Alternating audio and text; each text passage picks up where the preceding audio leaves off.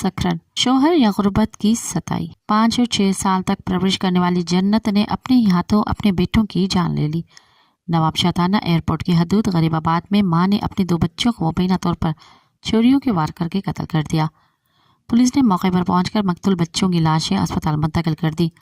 मकतूल बच्चों की शिनाख्त 5 साला मोहम्मद रजा और 6 साला हमजा के नाम से हुई है।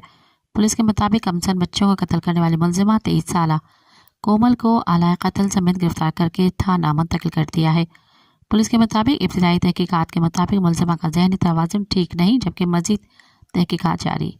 मज़ीद ख़बरन ऐं तफ़सीलात लाइ विज़िट कयो असांजी वेबसाइट www.awamiNewsHD.com ऐं ॾिसंदा रहो अवामी न्यूज़ HD।